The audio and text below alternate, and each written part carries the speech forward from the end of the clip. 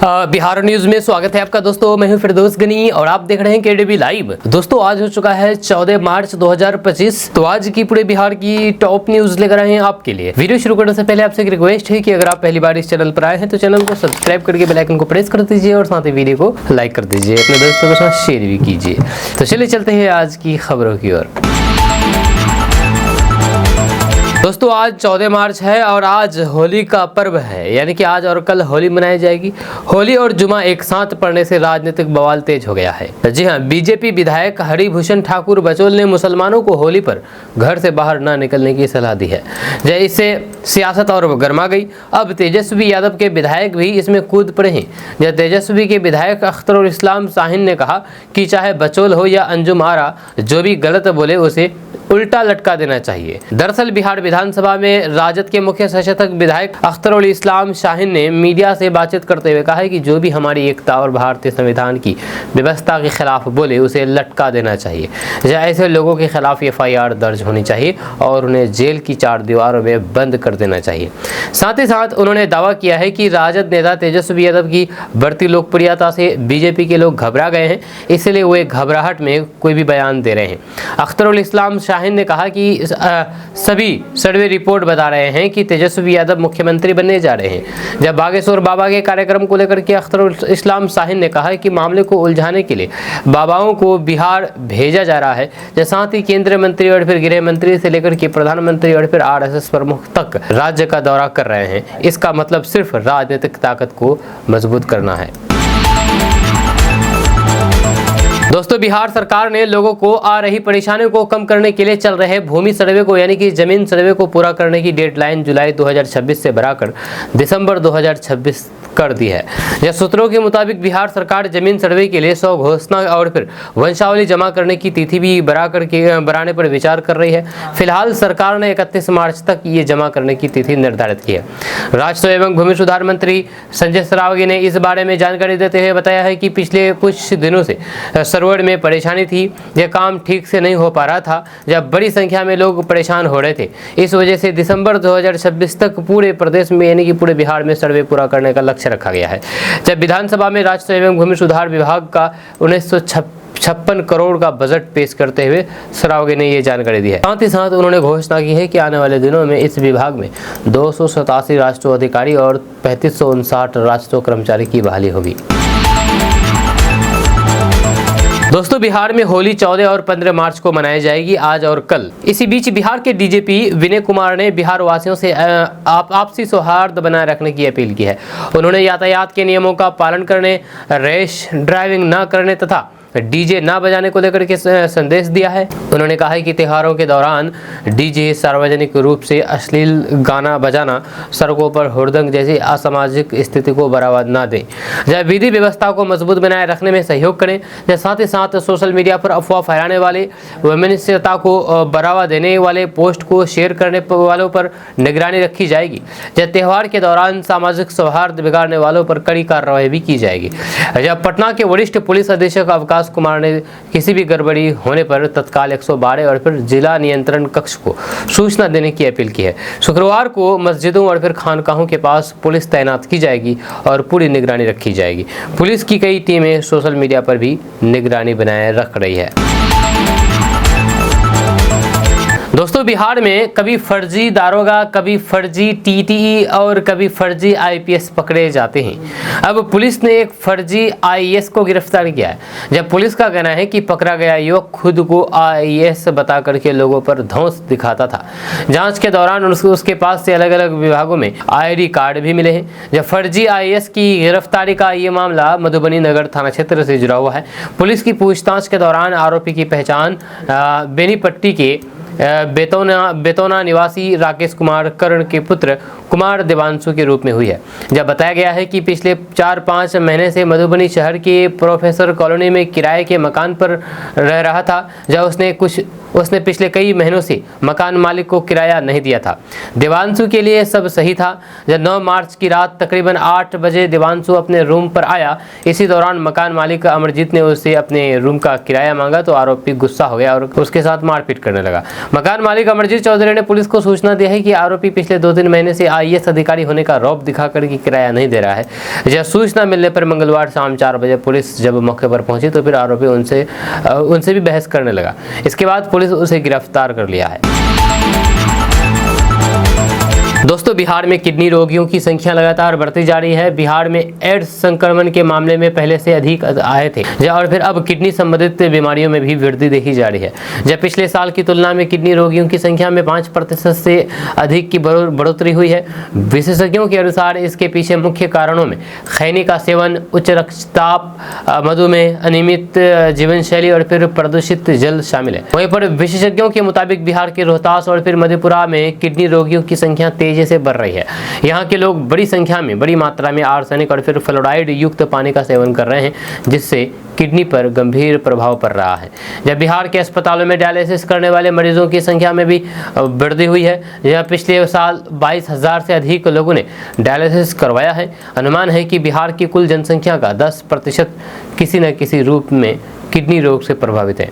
या इनमें से 80% मामलों का कारण हाई ब्लड प्रेशर और फिर डायबिटीज़ है, जबकि 20% मामलों में बीमारी अनुवांशिक, दर्द निवारक दवाओं के अत्यधिक सेवन या फिर जन्मजात कारणों से होती है।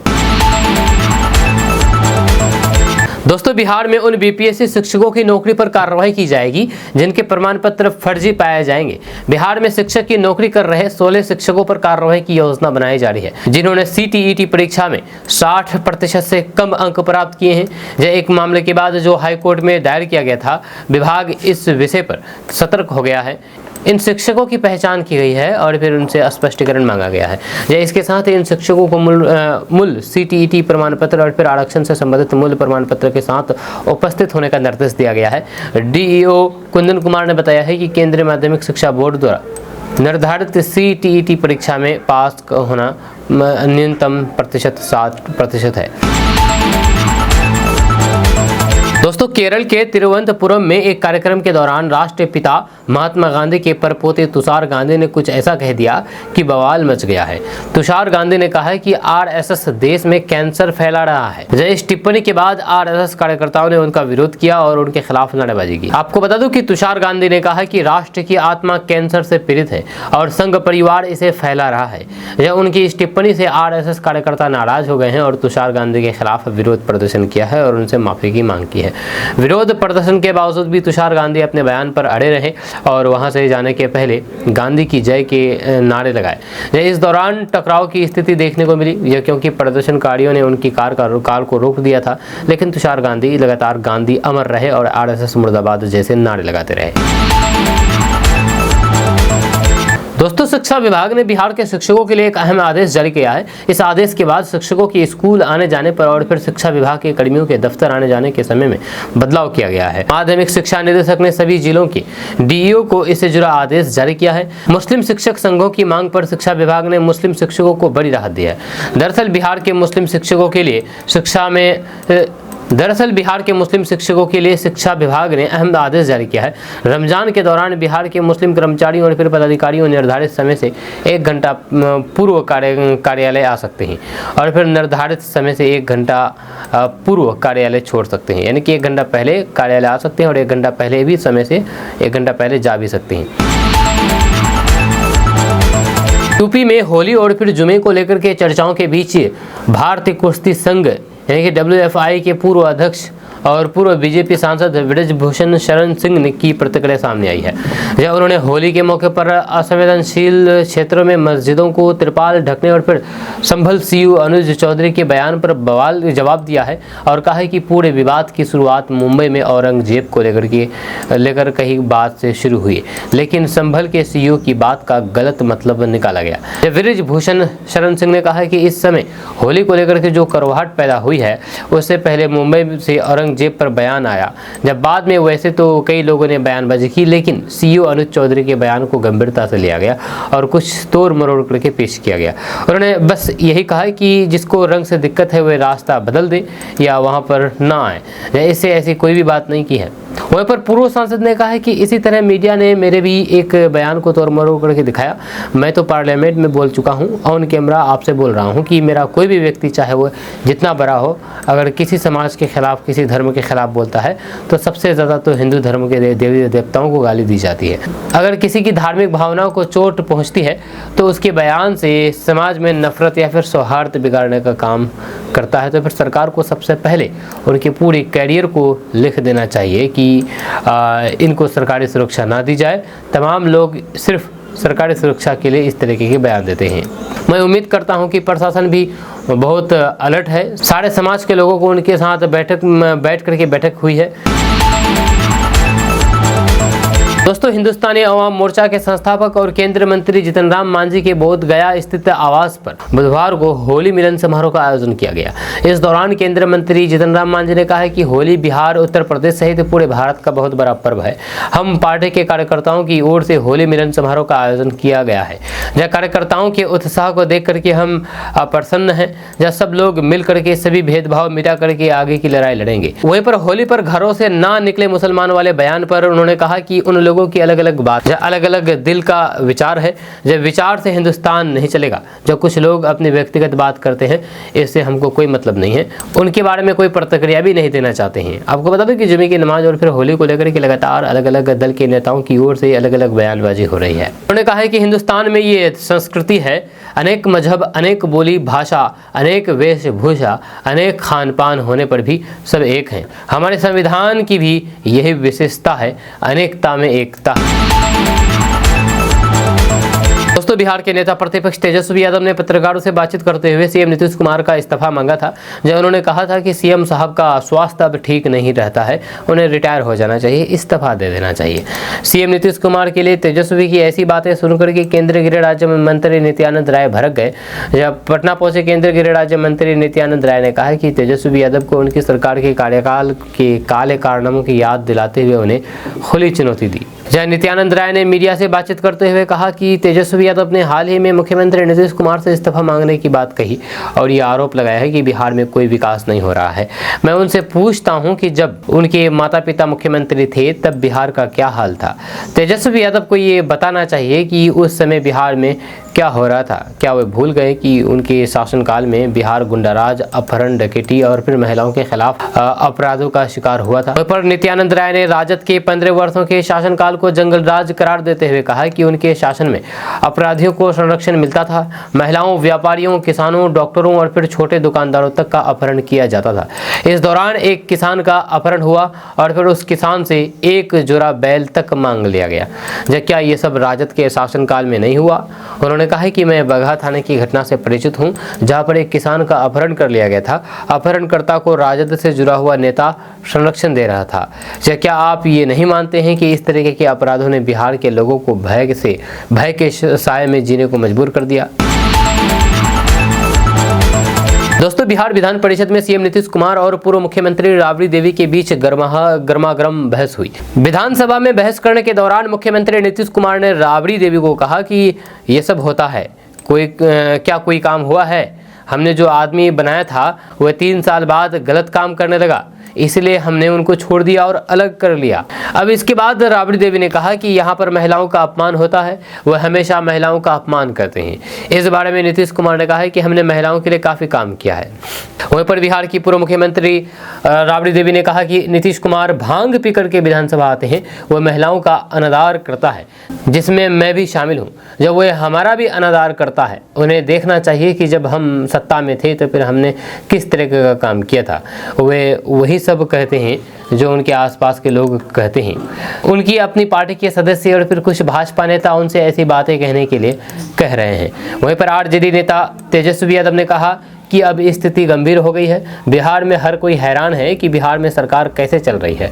बागडोर एक ऐसे आदमी के हाथ में है जो कि बेहोश है और जिसकी हालात ठीक नहीं है। या इस तरीके का बयान जो हमने इस व्यक्ति के पति के बारे में कहा, ये सच नहीं है। लालू जी ने बहुत लोगों को बुलाया। तेजस्वी यादव ने नीतीश कुमार को 2 बार मुख्यमंत्री बनाया। लालू जी और फिर नीतीश कुमार के बीच कोई तुलना नहीं हो सकता है। नीतीश कुमार के पास ना नीति है, ना सिद्धांत और ना विचारधारा। सब कुछ नरक में जा सकता है। हम कुर्सी पाने की कोशिश कर रहे हैं, ये नीतीश कुमार है। वहीं पर तेजस्वी यादव ने कहा है कि बिहार में अपराधी बेलगाम हो गए हैं। अपहरण और फिर डकैती जैसी घटनाएं तेजी से हो रही है। नीतीश कुमार ने अपराधियों के सामने आत्मसमर्पण कर दिया है। वह अपना विवेक खो चुका है। मैं उन्हें याद दिलाना चाहता हूं कि लालू जी ने पहले मुझे पीएम बनाया। दोस्तों, चालू वित्तीय वर्ष 2024-25 में भी भू लगान उगाहे का लक्ष्य पूरा नहीं होने जा रहा है। राष्ट्र एवं भूमि सुधार मंत्री संजय सरावगी के अनुसार इस वित्तीय वर्ष में 31 जनवरी तक 435 करोड़ 78 लाख रुपए की उगाही हुई है। ये 600 करोड़ रुपए के लक्ष्य का 66% है। जब राशि के हिसाब से ये पिछले वित्तीय वर्ष 2023-24 की 410 करोड़ 5 लाख रुपए से अधिक है। लेकिन पिछले वित्तीय वर्ष का लक्ष्य ही 550 करोड़ का रुपए का रखा गया था। ये लक्ष्य का 74% था। दोस्तों, प्रधानमंत्री नरेंद्र मोदी 2 दिवसीय मॉरिशस दौरे पर गए। मॉरिशस के राष्ट्रीय दिवस समारोह में वे मुख्य अतिथि थे। 11 मार्च को जब प्रधानमंत्री मॉरिशस पहुंचे तो उनके स्वागत के लिए स्थानीय मॉरिशस महिलाओं ने बिहारी गीत गवाई। आपको बता दूं कि ये 18वीं सदी की बात है। भारत में अकाल और भूखमरी से लगभग 3 करोड़ लोगों की जान चली गई थी। जब उस समय अंग्रेजों ने भारत पर अपनी पकड़ मजबूत करना शुरू कर दिया था। ब्रिटिश सरकार ने इसका फायदा उठाते हुए एक रास्ता निकाला जिसे द ग्रेट एक्सपेरिमेंट के नाम से जाना जाता है। इसके तहत मजदूरों को कर्ज के बदले काम करने की पेशकश की गई। यानी कि अगर किसी मजदूर पर कर्ज है और फिर वह उसे चुका नहीं सकता तो उसे अंग्रेजों की गुलामी करनी होगी। इसके लिए एक निश्चित अवधि यानी कि एक निश्चित समय तय की गई।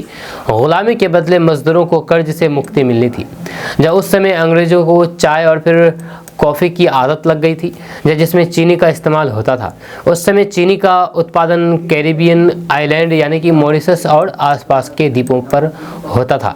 इसलिए अंग्रेजों ने कैरिबियन द्वीपों पर गन्ने की खेती बढ़ाई, जिसके लिए भारतीय मजदूरों को मॉरिशस भेजा गया। वहीं पर 10 सितंबर 1834 को कोलकाता से एटलस नामक जहाज से 36 बिहारी मजदूर मॉरिशस गए। 53 दिनों की यात्रा के बाद ये मजदूर 2 नवंबर 1834 को जहाज से मॉरिशस पहुंचे। जब ब्रिटिश सरकार ने भारतीय मजदूरों को 5 साल की नौकरी का वादा करके मॉरिशस भेजा। पुरुषों को 5 रुपये और फिर महिलाओं को 4 रुपये प्रति माह वेतन दिया जाता था। मॉरिशस भेजने से पहले उनसे एक समझौता कराया गया जिसे भारतीय गिरमिट कहा जाता है। यह समझौता ब्रिटिश अधिकारी जॉर्ज चार्ल्स ने बनाया था। 36 मजदूरों के मॉरिशस जाने के बाद ये सिलसिला सालों तक चलता रहा। 1834 से 1910 के बीच लगभग 4,05,000 मजदूरों को भारत से मॉरिशस भेजा गया। भारतीय मजदूर वहां काम करते और फिर बस जाते थे। जब उनकी अगली पीढ़ी ने मॉरिशस को अपना देश माना। जब 5 साल के समझौते के कारण मजदूर अवधि समाप्त होने से पहले भारत वापस नहीं आ सकते थे। जब 9वीं सदी में चीनी का उत्पादन लगभग सभी देशों में शुरू हो गया। इसके बाद औद्योगिक क्रांति आई और लोग अपने अधिकारों के लिए लड़ने लगे। 1931 में मॉरिशस में 68% आबादी भारतीय थी। जब यहाँ मजदूरी के लिए आए परिवारों में राम गुलाम परिवार भी था जिन्होंने मॉरिशस को अंग्रेजी शासन से आज़ादी दिलाई। उन्होंने भारतीय परंपराओं विशेष रूप से भोजपुरी भाषा और फिर हिंदू धर्म को बढ़ावा दिया। 1935 में मोहित राम गुलाब के बेटे शिव सागर राम गुलाब इंग्लैंड से शिक्षा प्राप्त करके मॉरिशस लौटे। उन्होंने मॉरिशस में मजदूरों के अधिकारों और फिर मतदान के अधिकारों के लिए संघर्ष शुरू किया। 1968 में जब मॉरिशस को आज़ादी मिली तो फिर शिव सागर राम गुलाम मॉरिशस के राष्ट्रपिता और फिर पहले प्रधानमंत्री बने। उसके बाद क्या था, मॉरिशस में अपना भारतीय बिहारी लोग बस गए और वहाँ पर पूरी तरीके से भोजपुरी बोली जाती है। मॉरिशस में अभी भी भोजपुरी बोली जाती है। दोस्तों, बिहार में चुनाव से पहले राजनीति में दोस्ती और दुश्मनी के कई चेहरे देखने को मिलेंगे। अब चुनाव से करीब 5 महीने पहले कभी बीजेपी सरकार में मंत्री रहे पशुपति कुमार पारस ने अपनी राय अलग कर ली। उन्होंने घोषणा की है कि 14 अप्रैल को वे बड़ा फैसला लेंगे और फिर बताएंगे कि वे बिहार चुनाव किसके साथ लड़ेंगे। जब पत्रकारों से बातचीत करते हुए उन्होंने कहा है कि हमारी पार्टी ने फैसला किया है कि हमें 243 सीटों पर चुनाव लड़ना चाहिए। इसके लिए हमें एक आंतरिक सर्वेक्षण कर रहे हैं। जब हम 14 अप्रैल को बापू सभागार में एक बड़ी रैली करेंगे। रैली के बाद मैं अपने लोगों से चर्चा करूंगा और उन्हें बताऊंगा कि हम किसके साथ जा रहे हैं। उन्होंने कहा है कि भाजपा दलित विरोधी पार्टी है। जब लोकसभा में बाबा साहब के खिलाफ क्या आपत्तिजनक टिप्पणी की गई है, सबने सुना है। दोस्तों, बिहार में औरंगजेब हिंदू राष्ट्र, बिहार हिंदू राज्य, बाबा साहेब होली जुमे की नमाज पर बीजेपी नेताओं की तरफ से हो रही बयानबाजी से जेडीयू असहज दिख रही है। यही नहीं, नीतीश कुमार की सेक्युलर छवि धूमिल हो सकती है, इसका डर भी जेडीयू को सताने लगा है। जेडीयू प्रवक्ता अभिषेक झा का बयान कुछ इस ओर इशारा कर रहा है। उन्होंने कहा है कि आगामी विधानसभा चुनाव का एजेंडा सुशासन और फिर विकास है, एनडीए को इसी पर फोकस करना है, इन्हीं को लेकर के चुनाव में जाना है, हिंदू मुस्लिम एजेंडा नहीं है। जेडीयू नेता ने कहा है कि ये देश हिंदू राष्ट्र नहीं, धर्मनिरपेक्ष राष्ट्र है, जिसमें सभी समुदाय के लोग मिलजुल करके रहते हैं। बिहार में भी यही मॉडल है। अभिव्यक्ति की आज़ादी के नाम पर संविधान से छेड़छाड़ की इजाज़त किसी को नहीं है। होली जुमे की नमाज एक ही दिन पड़ती है, जब पिछले 10 वर्षों में 4 बार ऐसा हुआ, जहाँ हर बार बिहार में शांतिपूर्ण तरीके से मनाया गया है। होली जुमे की नमाज पर टिप्पणी नहीं करनी है। वहीं पर जेडीयू प्रवक्ता अभिषेक झा ने चेतावनी देते हुए कहा है कि विवादास्पद मुद्दा उठाना और फिर उस पर बयानबाजी करना तुरंत बंद करें। नीतीश राज में माहौल खराब करने वालों पर कठोरात्मक कार्रवाई होगी। नीतीश ने कभी भी कम्युनलिज्म के साथ समझौता नहीं किया है। बड़बोले लोग अनाप शनाप बयान दे रहे हैं, वे भूले नहीं कि नीतीश राज है। वहीं पर जेडीयू की चेतावनी पर बीजेपी ने दो टूक जवाब दिया है। बीजेपी के राष्ट्रीय प्रवक्ता अजय आलोक ने कहा है कि करोड़ों हिंदुओं की आस्था से खिलवाड़ करने वालों पर कठोरात्मक कार्रवाई होगी। देश हिंदू राष्ट्र है, इसमें किसी को शक नहीं होना चाहिए। जहाँ औरंगजेब को जो लोग पूजते हैं उन पर एक्शन होना चाहिए। माहौल बिगाड़ने वालों को छोड़ा नहीं जाएगा। होली और फिर जुमे की नमाज साथ है, किसी ने गड़बड़ी की तो फिर बहुत बुरा अंजाम होगा। बीजेपी जेडीयू साथ है, पीएम मोदी और फिर नीतीश मजबूत के साथ है। दोस्तों, बिहार की 3 बेटियों ने डाक विभाग में इतिहास रच दिया है। तिरुपति में आयोजित अखिल भारतीय डाक कैरम प्रतियोगिता में बिहार की बेतिया की 3 बेटियों ने पदक जीता है। दरअसल आंध्र प्रदेश की तिरुपति में आयोजित 27वीं अखिल भारतीय डाक कैरम प्रतियोगिता में बेतिया की बेटियों ने अपना परचम लहराया है। महाराष्ट्र डाक परिमंडल का प्रतिनिधित्व करते हुए बेतिया की रिंकी कुमारी, नेहा कुमारी और निशा कुमारी ने गोल्ड, सिल्वर और ब्रॉन्ज मेडल जीता है। जहाँ 3 से 7 मार्च तक चली इस प्रतियोगिता में तीनों बेटियों की सफलता से जिले में खुशी की लहर है। ये तीनों खिलाड़ी जुलाई 2023 से महाराष्ट्र डाक विभाग में। दोस्तों, कल जुमा का दिन है और जुमा का दिन ही कल ही होली है। अब इस होली को लेकर के बवाल मच गया है। ये विवाद तो शुरू हुआ उत्तर प्रदेश से, लेकिन मामला बिहार तक पहुंच गया है। बिहार में होली को लेकर के बीजेपी के नेता कह रहे हैं कि जुमा को टाल देना चाहिए, जुमा को देर से पढ़नी चाहिए, जुमा नहीं भी पढ़नी चाहिए। वहीं पर जेडीयू नेत्री दरभंगा के मेयर का कहना है कि जुमा का समय नहीं टाला जाएगा, बल्कि होली को स्थगित करना चाहिए जुमा के समय 12:30 बजे से 2:30 बजे तक। अब इसको लेकर के मामला बिगड़ गया है। अब इस मामले को लेकर के एआईएमआईएम नेता आदिल हसन आजाद ने पलटवार किया है और कहा कि कभी भी होली और नमाज नहीं रुकेगी। दरअसल दरभंगा की मेयर अंजुम आरा ने जुमे की नमाज के दौरान होली खेलने पर रोक लगाने की अपील की थी। उन्होंने प्रशासन से मस्जिद और फिर नमाज की जगहों पर आसपास 1.5 घंटे तक होली खेलने वालों को रोकने का आग्रह किया था। इस मुद्दे पर एआईएमआईएम के राष्ट्रीय प्रवक्ता आदिल हसन आजाद ने कड़ी प्रतिक्रिया दी है। उन्होंने कहा है कि होली, ईद, दीपावली और फिर छठ बिहार के पारंपरिक त्योहार है। ये सभी त्योहार भाईचारे और फिर प्रेम का संदेश देते हैं। जहां आदिल हसन आजाद ने स्पष्ट किया है कि आज़ादी से पहले और बाद में भी होली और फिर जुमे की नमाज साथ साथ में चलती रही है। उन्होंने कहा है कि कानून व्यवस्था बनाए रखना डीएम और फिर एसपी की जिम्मेदारी है।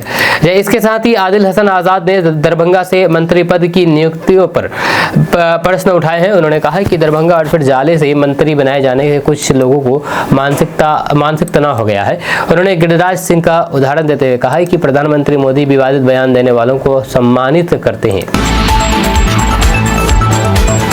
दोस्तों, किशनगंज के बहादुरगंज में 1 साल की बच्ची का अपहरण किया गया था, जिसके बाद चाइल्ड लाइन की मदद से बरामद किया गया है। आपको बता दूं कि किशनगंज जिला के बहादुरगंज थाना क्षेत्र में एक साल की मासूम बच्ची की अपहरण का मामला सामने आया है। इस मामले में चाइल्ड लाइन और फिर पुलिस प्रशासन की संयुक्त कार्रवाई में बच्ची को सकुशल बरामद कर लिया है। दरअसल नाबालिग लड़की को अल्पवास के लिए चाइल्ड हेल्पलाइन कार्यालय लाया गया था, जब काउंसलिंग के दौरान पता चला है कि उसकी 1 साल की बच्ची का अपहरण कर लिया गया है। जब पीड़िता ने बताया है कि एक अज्ञात तो व्यक्ति ने उसे गलत काम में शामिल करना चाहा। जब उसने मना किया तो फिर आरोपी उसकी बच्ची को लेकर के फरार हो गया। चाइल्ड हेल्पलाइन के प्रोजेक्ट कोऑर्डिनेटर मनोज कुमार सिंह और फिर आदर्श थाना की बाल कल्याण पुलिस अधिकारी अनिल शर्मा ने संयुक्त टीम बनाई। टीम ने आरोपी के परिवार पर दबाव बनाया। इसके बाद आरोपी ने बच्ची को एक सुनसान जगह पर छोड़ दिया। स्थानीय ग्रामीणों ने सड़क पर अकेली बच्ची को देखा और उसे सुरक्षित अपने साथ ले गए। जहां सोशल मीडिया के माध्यम से चाइल्ड हेल्पलाइन की टीम को सूचना मिली। जब बुधवार को टीम ने बच्ची को अपने संरक्षण में लेकर के बाल कल्याण समिति के समक्ष पेश किया। बच्ची के बेहतर भविष्य को देखते हुए ये कदम उठाया गया है। आपका इसके बारे में क्या कहना है, नीचे कमेंट बॉक्स में कमेंट करके जरूर बताइएगा। दोस्तों, उत्तर प्रदेश से एक नाबालिग लड़की भाग करके किशनगंज दिगल बैंक पहुंची। उसके बाद उसको आज सकुशल रेस्क्यू कर लिया है, बरामद कर लिया है। आपको बता दूं कि मामला किशनगंज के दिगल बैंक का है। दिगल बैंक के स्थानीय पुलिस ने सतर्कता दिखाते हुए दिगल बैंक के बैरबन्ना गांव से एक नाबालिग लड़की को बरामद किया है, जो उत्तर प्रदेश से भाग करके यहाँ आई थी। पुलिस ने उसे किशनगंज चाइल्ड लाइन को सौंप दिया है, जहाँ उसकी काउंसलिंग की जा रही है। जहाँ पर थानाध्यक्ष सुमेश कुमार ने बताया है कि पुलिस को डायल 112 पर सूचना मिली थी कि गाँव में एक नाबालिग लड़की संदिग्ध स्थिति में घूम रही है। सूचना मिलते ही पुलिस मौके पर पहुंची और लड़की को अपनी सुरक्षा में लिया। इसके बाद नियमानुसार उसे चाइल्ड लाइन के सुपुर्द कर दिया गया। चाइल्ड लाइन के काउंसलर इफनाज, सुपरवाइजर अब्दुल और फिर परियोजना प्रभारी मनोज कुमार सिंह ने बताया है कि लड़की को बाल कल्याण समिति के समक्ष प्रस्तुत किया जाएगा।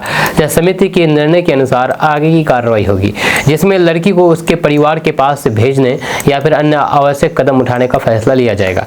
पुलिस ने बताया है कि फिलहाल लड़की सुरक्षित है और मामले की जांच की जा रही है। पुलिस इस बात का भी पता लगा रही है कि वे किन परिस्थितियों में अपने घर से उत्तर प्रदेश से किशनगंज भागी थी और फिर उसे यहाँ किसने आश्रय दिया था। मामले में आगे की कार्रवाई बाल कल्याण समिति के निर्देश अनुसार की जाएगी। आपका क्या कहना है, नीचे कमेंट बॉक्स में कमेंट करके जरूर बताइएगा।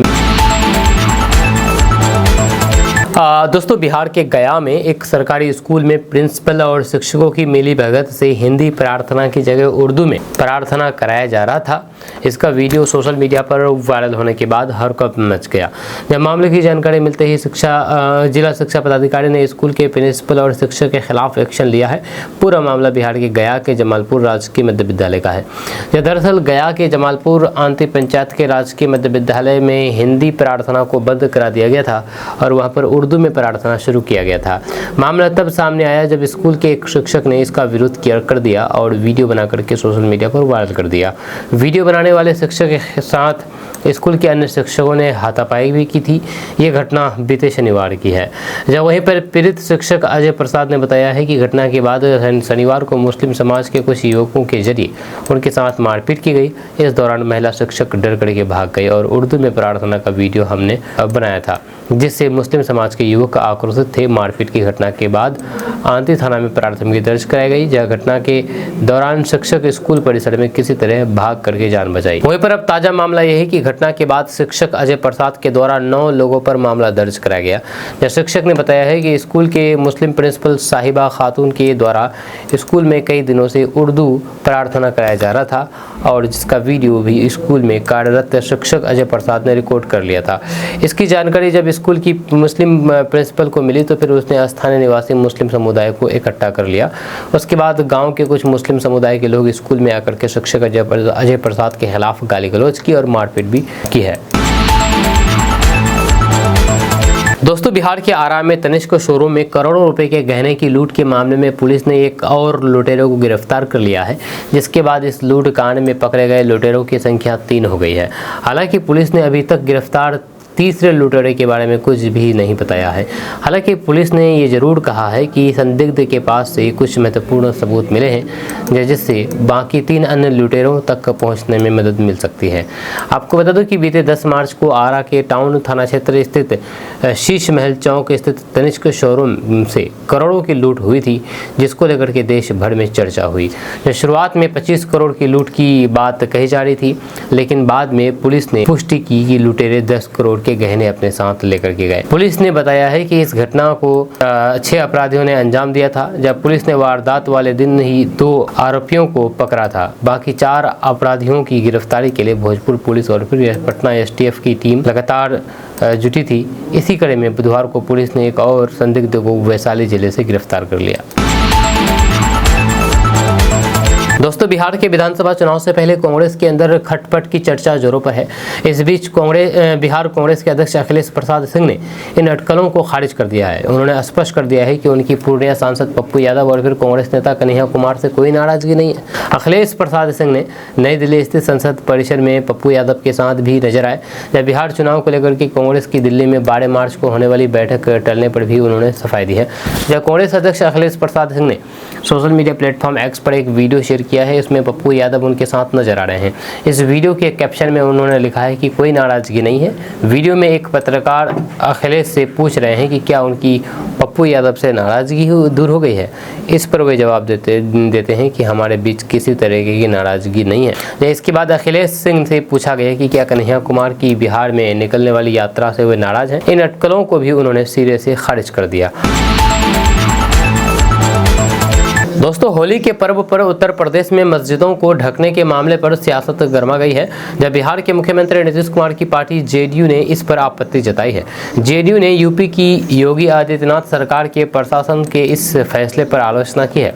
जेडीयू नेता अभिषेक झा ने कहा कि होली पर मस्जिदों को ढका जा रहा है, ये बहुत ही दुर्भाग्यपूर्ण है। इससे अनावश्यक विवाद पैदा होगा। जेडीयू नेता अभिषेक झा ने पटना में मीडिया से बातचीत में कहा कि बीते 10 सालों में 4 बार होली का त्यौहार शुक्रवार के दिन आया है। 18 मार्च को 2022 को भी होली जुमे पर ही मनाई गई थी, जब उस समय किसी तरीके का विवाद नहीं हुआ था। उन्होंने कहा कि कुछ लोग इस तरीके की बयानबाजी करके टीआरपी बटोरना चाहते हैं। भारत एक सेकुलर और फिर लोकतांत्रिक देश है, जहां पर सभी जाति और फिर धर्म के लोगों को अपने धर्म का पालन करने का पूरा अधिकार है। प्रशासन की ये जिम्मेदारी होनी चाहिए कि ऐसी घटना नहीं हो।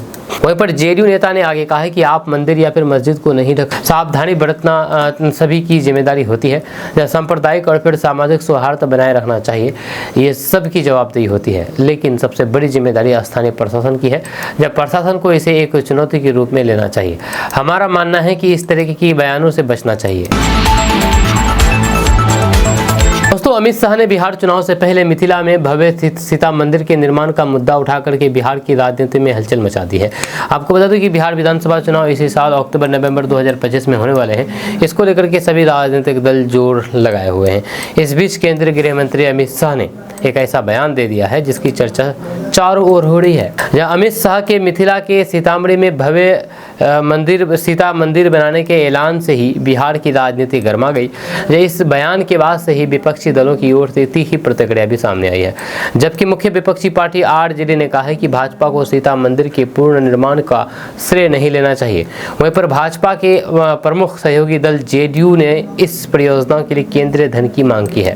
केंद्रीय गृह मंत्री अमित शाह ने अहमदाबाद में शाश्वत मिथिला महोत्सव 2025 कार्यक्रम के दौरान वहां पर मौजूद मिथिला समाज के लोगों को संबोधित करते हुए कहा कि हमने पहले अयोध्या में राम मंदिर का निर्माण किया है, अब बिहार के सीतामढ़ी में भव्य सीता का मंदिर बनाने का समय आ गया है। ये भव्य मंदिर देवी सीता द्वारा अपने जीवन में अपनाए गए आदर्शों का संदेश देगा। दोस्तों, पूर्णिया से निर्दलीय सांसद पप्पू यादव ने सुशासन पर बड़ा सवाल खड़ा कर दिया है। पप्पू यादव ने अररिया में दारोगा की जान लेने पर कहा कि बिहार में कानून व्यवस्था नाम की कोई चीज नहीं है। पप्पू यादव ने कहा कि बीजेपी केवल सांप्रदायिक माहौल बनाकर के राज करना जानती है, उसे सुशासन समाजवाद से कोई लेना देना नहीं है। उन्होंने अपने समर्थकों से होली और फिर रमजान में सांप्रदायिक सद्भाव के लिए अपने हाथों में लाठी डंडे लेकर के तैनात रहने का आह्वान किया है। पप्पू यादव ने राबड़ी देवी के आरोपों पर कहा कि नीतीश कुमार महिलाओं का अपमान नहीं करते, जहां दोनों के बीच देवर भौजाई का रिश्ता है, दोनों को मर्यादा का ध्यान रखना चाहिए।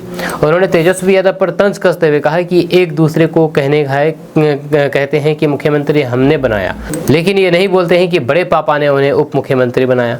जब उन्होंने कहा कि नीतीश कुमार की उम्र हो चुकी है, ऐसे में उनसे भूल होना अस्वाभाविक है।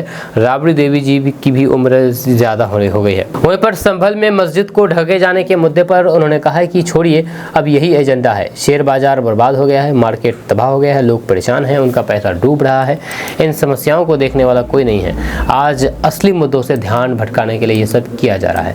बीजेपी पर निशाना साधते हुए उन्होंने कहा कि बीजेपी को कानून व्यवस्था से कोई मतलब नहीं है, उसे सिर्फ हिंदू मुसलमान के मुद्दे से ही फुर्सत नहीं है। जब पूर्णिया में एक बेटी की जान गई है, एक खिलाड़ी की जान गई है, मैं अभी वहीं पर जा रहा हूँ। इन सभी अन्यायों के खिलाफ लड़ाई लड़ेगी सिर्फ और सिर्फ कांग्रेस। वहीं पर पप्पू यादव ने कहा है कि कांग्रेस पार्टी बिहार चुनाव में बड़े भाई की भूमिका में रहेगी, मजबूती के साथ चुनाव लड़ेगी। कन्हैया कुमार के बारे में उन्होंने कहा है कि कांग्रेस पार्टी नए सिरे से चुनाव मजबूती के साथ लड़ने की तैयारी कर रही है। चुनाव बाद तय होगा कि कौन मुख्यमंत्री बनेगा। दोस्तों, बिहार में हाल ही में ट्रैफिक नियमों के उल्लंघन के कारण हजारों लोगों का ड्राइविंग लाइसेंस सस्पेंड किया गया है।